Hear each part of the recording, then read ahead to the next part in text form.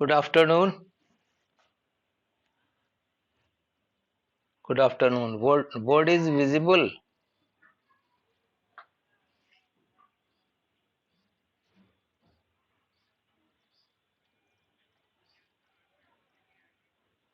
हाँ, तो देखो यहाँ पे चार मोलिकुलर फॉर्मूला दिया हुआ है। 4 मोलिकुलर फॉर्मूला है बीन गिवन। मोलिकुलर फॉर्मूला तो समझते हो ना, जितना नंबर ऑफ एटम्स रहता है डिफरेंट एटम्स उसको जोड़ करके जो हम लिखते हैं वो मोलिकुलर फॉर्मूला हो जाता है। जैसे सपोज करो इथेनॉल है, इथेनॉल में C2H5OH लिखते हैं इथेनॉल। तो C कार्बन 2 है, हाइड्रोजन 5 और एक 6 है और एक O है, तो उसको हम C2H6O लिख देंगे, तो ये मोलिकुलर फॉर्मूला हो गया। मतलब sum of all the different atoms that will be known as molecular formula. अब molecular formula exact number of atoms बताता है, किसी कंपाउंड्स में कौन सा एटम्स कितना है उसका एग्जैक्ट नंबर बताता है, और इंपेरिकल फॉर्मूला नहीं बताता। Empirical formula does not show the exact number of atom. अब यहां देखो तुम, ये C2H6O है फर्स्ट में। अब इससे कौन कंपाउंड बन सकता है? Which compound can be form by this formula molecular? Ethanol, एक इथेनॉल हो गया।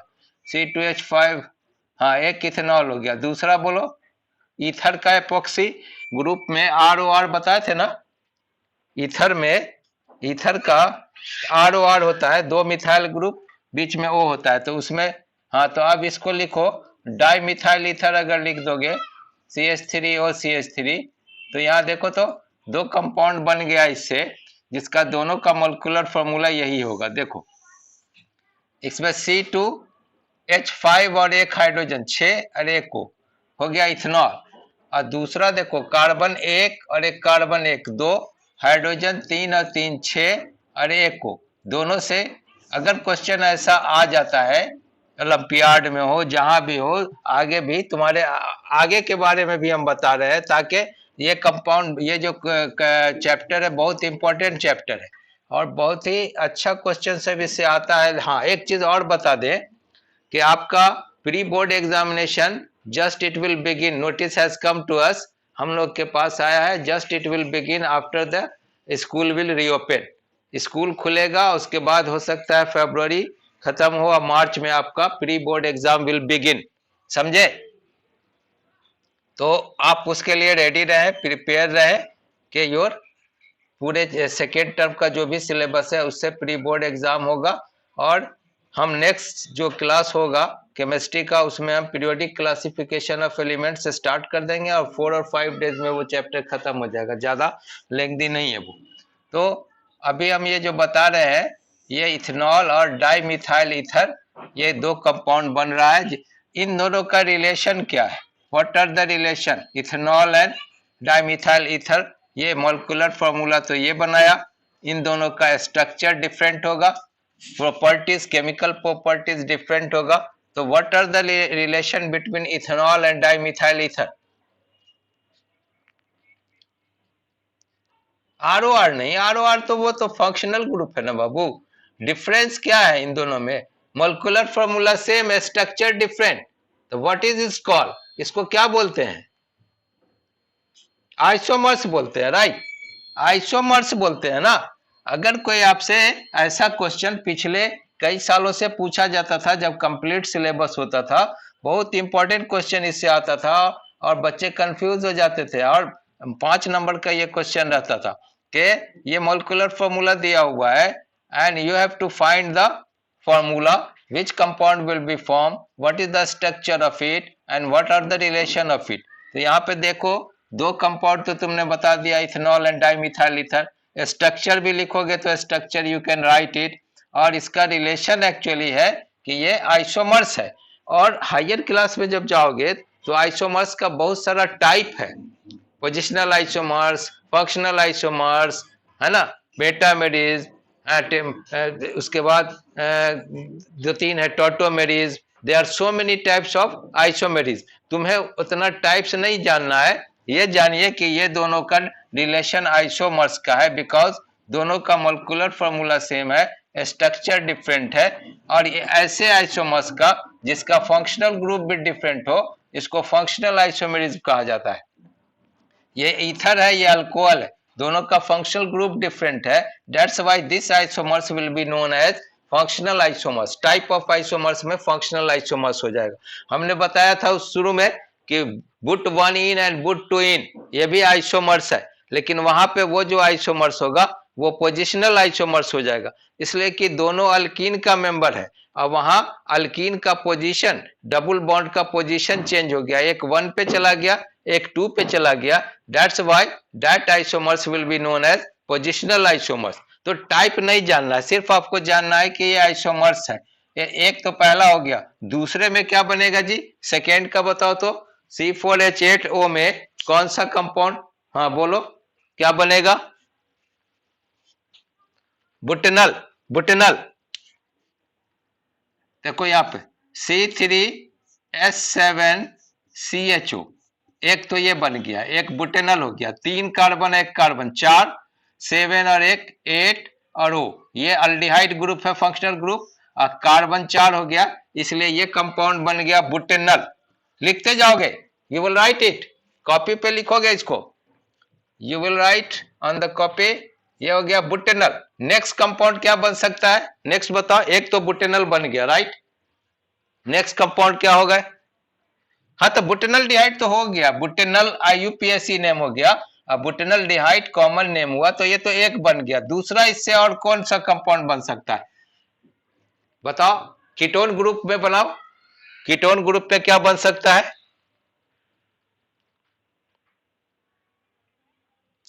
बुटेनोन। बुटेनोन में क्या करेंगे?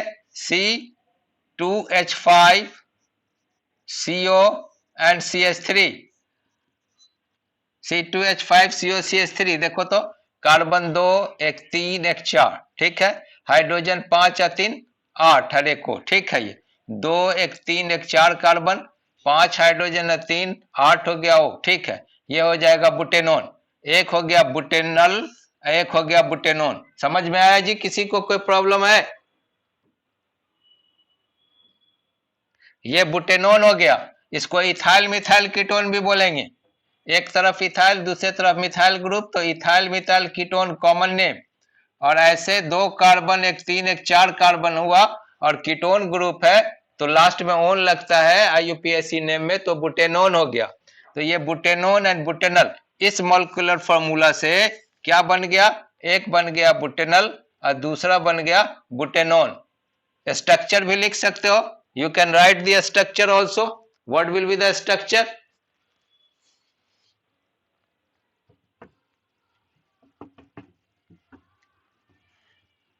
देखो इसका स्ट्रक्चर, बुटेनॉन का, बुटेनल का, पहले कार्बन 3 है, तो कार्बन 3 में प्रोपाइल ग्रुप हो गया, इस तरह से ये प्रोपाइल ग्रुप हो गया, और उसमें अल्डिहाइड लगा हुआ है, तो CH डबल बॉन्ड हो गया, ये बुटेनल हो गया।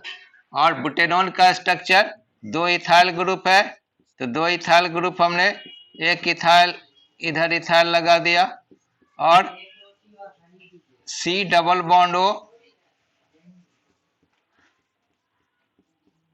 ये देखो नीचे हो गया बुटेनॉन का स्ट्रक्चर और ऊपर हो गया बुटेनल का structure. Is it clear to you?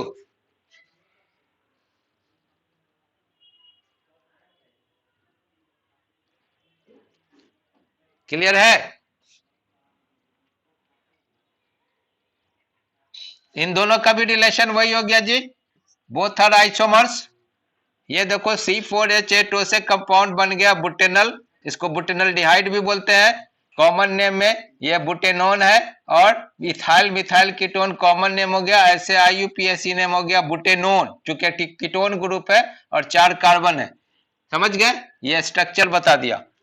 हाँ, बुटेनोन नॉट बुटेनल, बुटेनोन।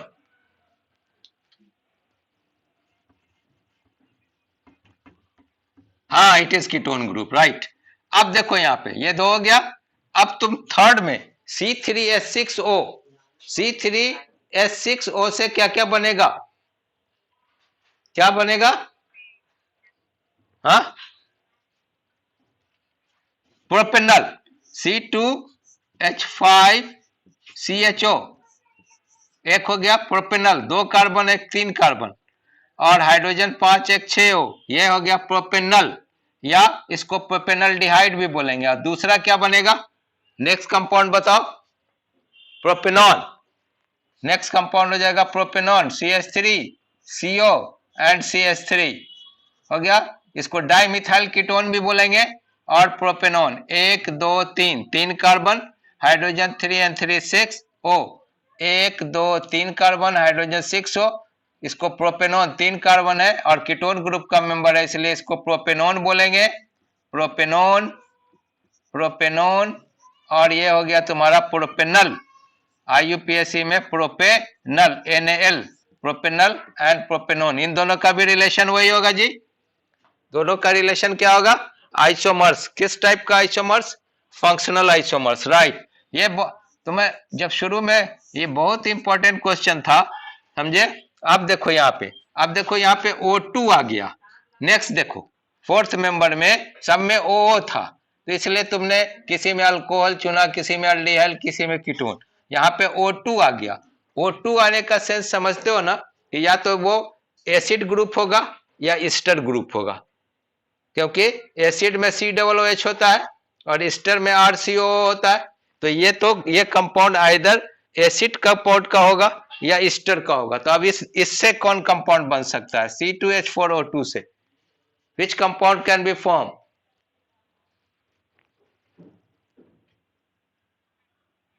हाँ एसिटिक एसिड, एसिटिक एसिड करके देखो तो, एसिटिक एसिड होगा कि, हाँ CH3COOH, CH3COOH, 1 2 हाइड्रोजन 4, हाँ वेरी गुड, एसिटिक एसिड। दूसरा, दूसरा सोचो,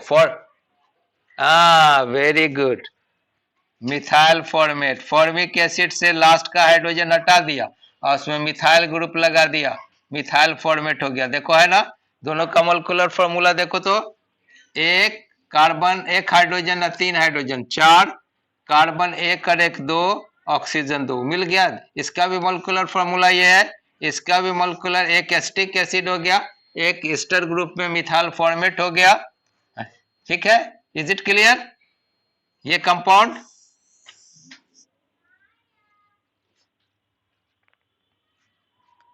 नोट कर लिया इसको,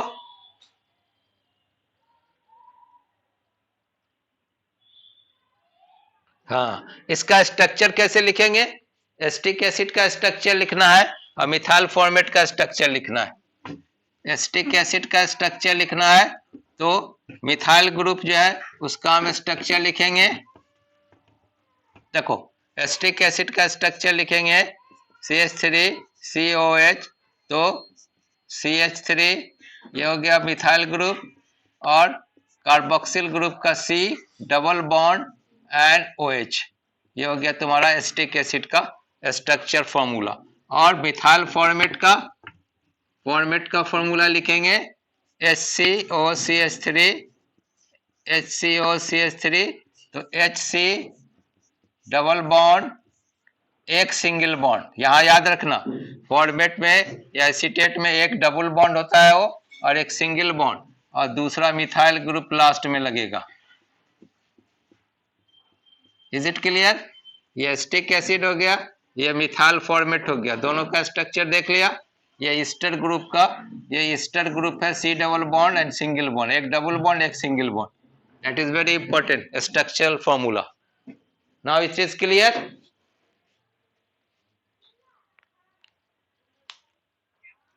हाँ, अब आपका जो प्री बोर्ड एग्जाम होगा उसका फॉर्मेट आपको मालूम है, do you know the format. हाँ, सेकेंड टर्म का जो सिलेबस होगा, सेकेंड टर्म का जो सिलेबस है, हो सकता है पोर्शन इसमें नहीं दिया जाएगा, इसलिए कि सेकेंड टर्म का होल सिलेबस से पूछा जाएगा। और कैसा क्वेश्चन रहेगा, 20 नंबर का MCQ रहेगा, 20 MCQ, 10 नंबर शॉर्ट आंसर और 2 क्वेश्चन लॉन्ग 5-5 नंबर का, जैसे पीरियोडिक टेस्ट में होता है ना, उसी टाइप का होना चाहिए 40 मार्क्स का। अब आगे अगर कुछ चेंज होता है तो it will be inform to you, आपको बताया जाएगा। कि पैटर्न क्या रहेगा। चले, पहले तुम पीरियोडिक टेस्ट दिए हो ना, पीरियोडिक टेस्ट दिए हो। पीरियोडिक टेस्ट में 1/20 MCQ रहता था, तीनों मिला के, फिजिक्स, केमिस्ट्री, बायो, और 1/10 short answer, give one word answer, give one word. तो कितना हो गया, 30 हो गया। और 2x5, 2 क्वेश्चन 5 नंबर का लॉन्ग आंसर। ये अभी पीरियोडिक टेस्ट में यही पैटर्न दिया गया है बच्चों को, तो हो सकता है आपका प्री बोर्ड में भी यही पैटर्न हो, मे भी पॉसिबल, अगर चेंज होगा तो उसको बता देंगे। अभी आपका pre board exam just it will start after the school reopens. School खुलने के बाद हो सकता है नोटिस मिले, और उसके बाद आपका प्री बोर्ड एग्जाम स्टार्ट होगा मार्च में ही शायद।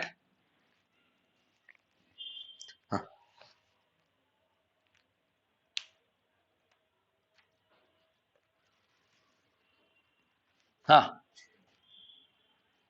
हाँ, क्या पढ़ रहा है, बायो कौन पढ़ रहा है, बाइनरी फ्यूजन और, हाँ ये बाइनरी फ्यूजन, हाँ ये तो तुम्हारा सेक्सुअल रिप्रोडक्शन कौन पढ़ रहा है, हाँ हु इज स्टडीइंग। हम केमिस्ट्री पढ़ा रहे हैं, तो ये बाइनरी फ्यूजन और मल्टीपल फ्यूजन कहां से आ गया। हाँ नेक्स्ट देखो, अगर आपसे पूछा जाए what are the characteristic feature of homologous series, तो होमोलोगस सीरीज का क्या क्या कैरेक्टरिस्टिक फीचर है, हु विल टेल।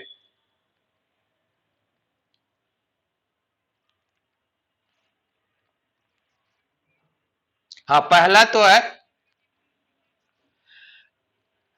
हाँ कंसेक्यूटिव मेंबर जो है होमोलॉग्स के, 2 कंसेक्यूटिव मेंबर या जितना भी कंसेक्यूटिव मेंबर है उसके बीच में CH2 का डिफरेंस होगा, या मॉलिक्यूलर मास 14U का। हाँ हाँ, उसके बाद एक केमिकल प्रॉपर्टी सेम होगा, और जितना भी इस मेंबर का, हाँ उसका जनरल फॉर्मूला सेम होगा, लिसन, और जो भी इस मेंबर का, इस होमोलॉग्स का मेंबर होगा, it's general formula will be same. जैसे अल्केन है तो CnH2n+2 है, तो जितना भी मेंबर होगा उसका formula that will be the same. हाँ, तो general formula that will be the same, chemical property same. हाँ हाँ, फिजिकल प्रॉपर्टीज डिफर करेगा, and the consecutive member differ by CH2 and their molecular mass 14U। तो 4-5 difference you can write yourself, जैसे all the members of homologous series can be represented by the same general formula, first हो गया। Second, any two adjacent homologues differ by 1 carbon atom and 2 hydrogen atom, that is CH2। 1 carbon atom and 2 hydrogen atom means क्या हो गया, that is CH2, या उसका molecular mass 14U। Third point लिख सकते हो कि the difference in the molecular masses of any two adjacent homologues will be what, the difference between two homologues, what will be the molecular mass of two different homologues, क्या होगा। Yes very good, 14U।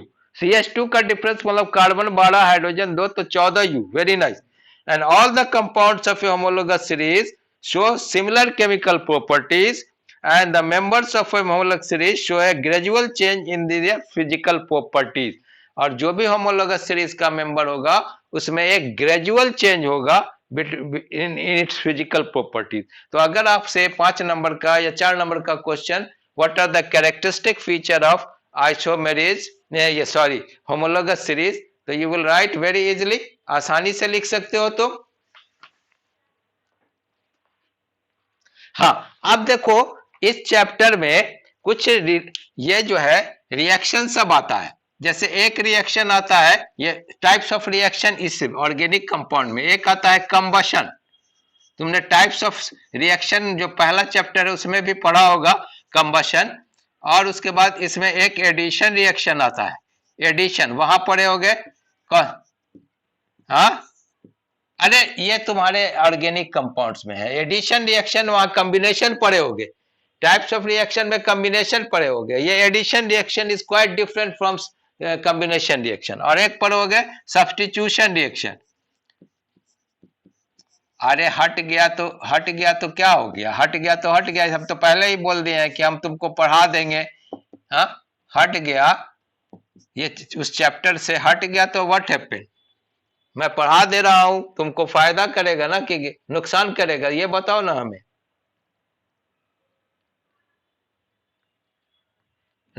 जो चीज नहीं आ रहा है वो तो syllabus में है, तुमको भी सिलेबस बटा है, मालूम है।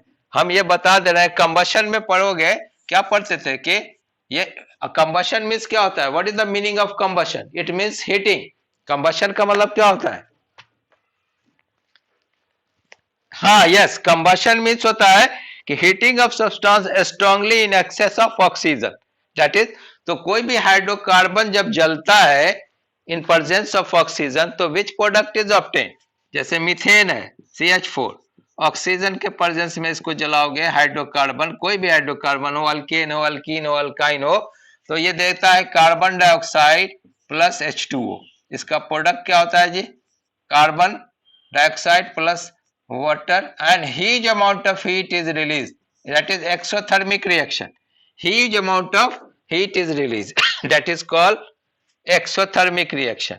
तो कंबशन में कोई भी ऐसे, तुम्हारा कार्बन भी ऑक्सीजन के साथ जलता है तो दैट गिव्स कार्बन डाइऑक्साइड, या इनकम्प्लीट कंबशन होगा तो carbon monoxide. Heat and energy, heat energy is release, light भी रिलीज होता है, ये भी कंबशन हो गया।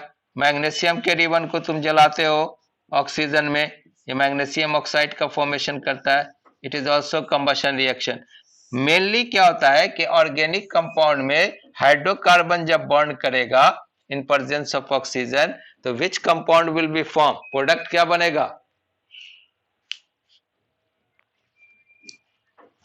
वाटर, वाटर, वाटर, वाटर, हाँ, हाइड्रोजन, हाँ।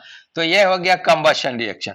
अब तुम चैप्टर 1 में पढ़े थे, क्या पढ़े थे? Combination reaction. उसमें क्या पढ़े थे कि कॉम्बिनेशन ऑफ टू और मोर हाँ, combination of two or more substance that gives only one compound। हाँ, हाँ, हाँ, लेकिन यहां देखो, वो कॉम्बिनेशन रिएक्शन और एडिशन रिएक्शन में डिफरेंस है। एडिशन रिएक्शन ऑर्गेनिक कंपाउंड में ओनली अनसैचुरेटेड कंपाउंड्स देता है, और अनसैचुरेटेड कंपाउंड्स में हमारा कौन कौन है जी? अल्कीन और अल्काइन। हाँ, हाँ, double bond and triple bond, right, double bond and triple bond. जैसे देखो, एडिशन रिएक्शन कौन सा इसका तो पूछा जाता है, which the characteristic feature of addition reaction is the characteristic feature of saturated compound और अनसैचुरेटेड कंपाउंड। हाँ, ये क्वेश्चन ऑब्जेक्टिव क्वेश्चन में पूछ दिया जाता है कि addition reaction is the characteristic feature of unsaturated compound like alkene, alkyne, etc. देखो यहाँ पे जैसे इथीन है, C2H4, और इसको हाइड्रोजन इसके साथ ऐड हो गया इन प्रेजेंस ऑफ निकल कैटलिस्ट 200 to 250 डिग्री सेल्सियस, तो ये दोनों ऐड हो जाएगा। ये हाइड्रोजन जो है इसके साथ इसके हाइड्रोजन में ये ऐड हो गया, तो C2H4 था, ये हाइड्रोजन H2 जुट गया, तो इधर क्या बन गया जी? C2H6। माने इथीन से क्या बना दिया? इथीन से इथेन बना दिया। इथीन से इधर क्या प्रोडक्ट बन गया? तो अनसैचुरेटेड से सैचुरेटेड कंपाउंड का फॉर्मेशन हो गया। देख रहे हो? Do you understand it?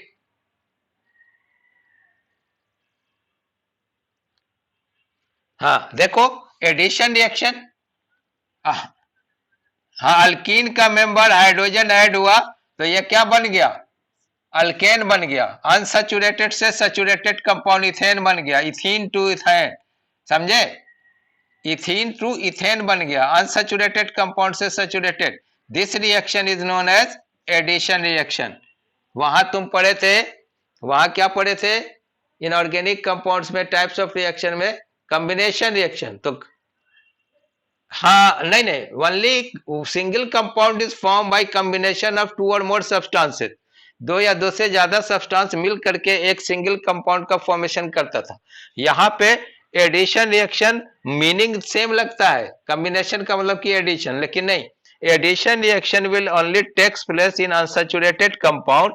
वहां पे एडिशन ऑफ हाइड्रोजन हो सकता है, एडिशन हेलोजन हो सकता है, क्लोरीन हो सकता है, ब्रोमीन हो सकता है। जैसे देखो यहाँ पे C2H4, इसमें अगर हम क्लोरीन ऐड कर दें तो यहाँ पे हो जाएगा C2H4Cl2, C2H4Cl2। देखो C2H4 में Cl2 ऐड किया इन प्रेजेंस ऑफ निकल कैटलिस्ट, तो C2H4Cl2 इस कंपाउंड का नाम हो जाएगा dichloroethane.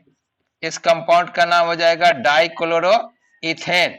That is also addition reaction. तो समझ में आया जी addition reaction, combustion, addition reaction समझ में आया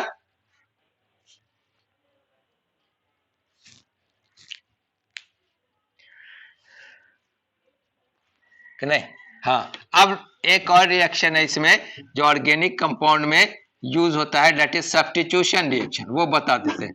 सब्स्टिट्यूशन का मतलब क्या समझते हो? जैसे तुम्हारे प्लेयर खेल रहे हैं कोई, और कोई जोड़, हाँ, सब्स्टिट्यूट इंजोर्ड हो गया तो उसके बदले में हम उस खिलाड़ी का नाम दे दिया, तो बोला जाता है कि that is substitute player, substitute player. तो यहाँ पे क्या होता है? हाँ, हाँ,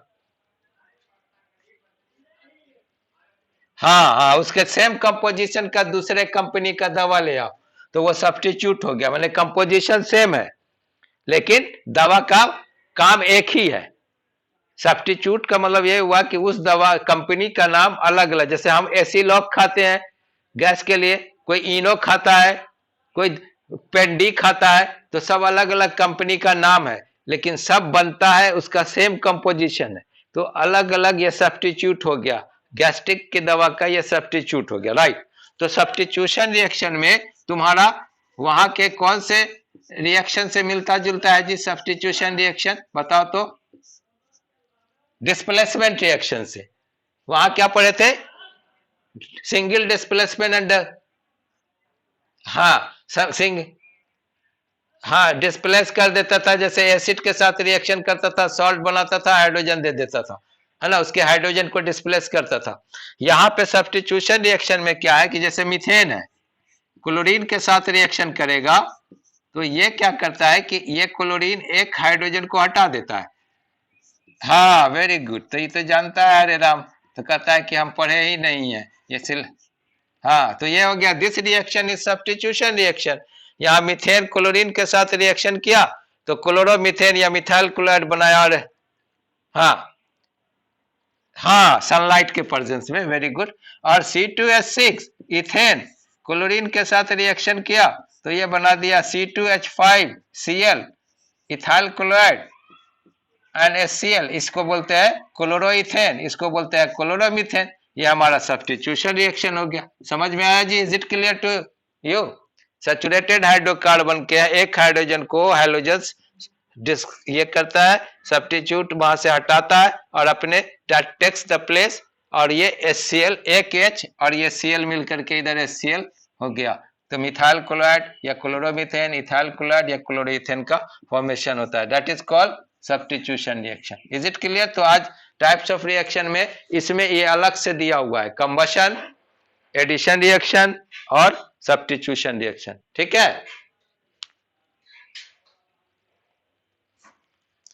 तो तुम्हारा कार्बोनेट्स कंपाउंड का सिलेबस खत्म है, हम ज्यादा पढ़ा दिया, आइसोमर्स पढ़ा दिए, नोमेनक्लेचर बता दिए, मेन तुमको पढ़ना है होमोलोगस सीरीज, आइसोमर ये हेलोट्रॉप्स पढ़ना है, कार्बन डायमंड एंड ग्रेफाइट में डिफरेंस, ये सब हमने सब कुछ बता दिया। अब आपका बच गया, हाँ, वो सब बता दिया, स्ट्रक्चर बता दिया, फंक्शनल ग्रुप बता दिया, होमोलोगस सीरीज बता दिया, आइसोमरिज्म बता दिया, जो आपके सिलेबस में नहीं था वो सब भी बता दिया, और नोमेनक्लेचर भी तुम्हारा, और भी कुछ इसमें था जैसे एथेनोइक एसिड का प्रिपरेशन, प्रॉपर्टीज एंड यूज, वो हमने नहीं बताया है, और सोप एंड डिटर्जेंट वो भी हमने नहीं बताया, तो इसको अभी हम छोड़ देंगे आपका।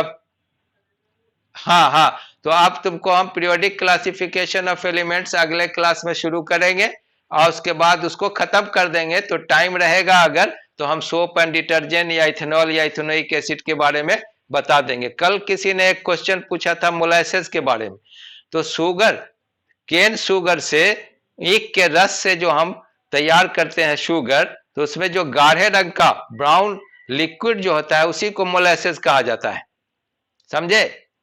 उसमें इस डाल के उसको फर्मेंटेशन करते हैं तो अल्कोहल बनता है। नेक्स्ट डे स्कूल में किसी ने क्वेश्चन पूछा था जब हम पढ़ा रहे थे कि मोलासेस, तो मोलासेस वही जो है ब्राउन लिक्विड जो होता है जो ईख के रस से हम तैयार करते हैं, क्या कर तैयार करते हैं, शुगर का फॉर्मेशन करते हैं ना, तो that brown liquid that is called molasses. Is it clear?